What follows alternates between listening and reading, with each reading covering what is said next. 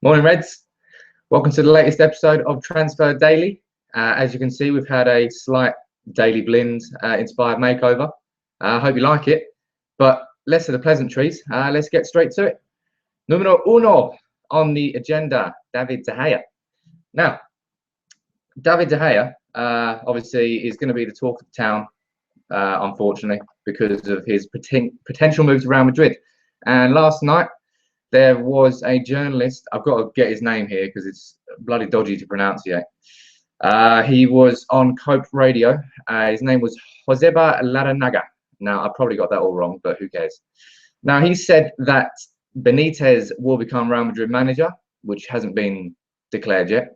And he's also saying that David de Gea has already reached an agreement with Real Madrid and will become Benitez's first signing. Please no, Dave. But we all know it's potentially going to happen. But what's take of these reports? Well, a little bit of research shows us that Larranaga has been talking about De Gea before, only 9 days ago, in fact. And he said the complete opposite. He said that Man United had told Madrid that De Gea wasn't for sale. So within the space of 2 weeks, he's gone from one end of the spectrum to completely the other.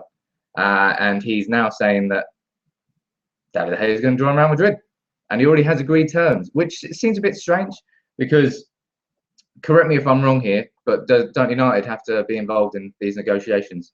Let me know in the comments below whether I'm wrong there, because I know he's only got 1 year left on his contract, so maybe it's because of that. Anyway, moving on from De Gea, because it's just going to probably upset me talking about him all season, because he's probably going to go. Nathaniel Clyne.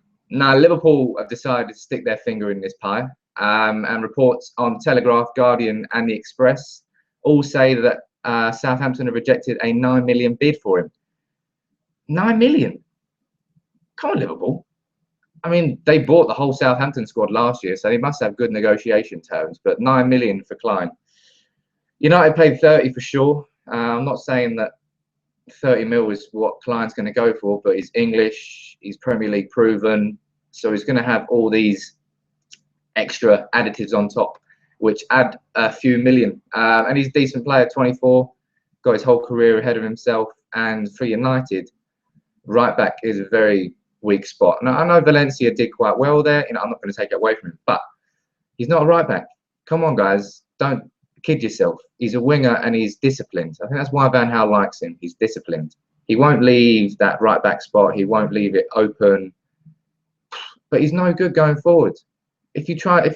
Remember when Valencia won Player of the Year and his crosses were finding Rooney every single time? It was amazing. And that just doesn't happen anymore. He just bangs it across, hopes for the best, closes his eyes effectively, and then doesn't lead to anything. Now, Clyne is not the only right back we've been linked to. We've been linked to Dani Alves. We've been linked to who else? Loads. I don't know too many to remember. But Clyne has always been considered the first choice. Now, I'm not sure whether that still is the case, but because the rumours with Clyne have gone quite quiet, actually, up until this point where this is the latest update on it.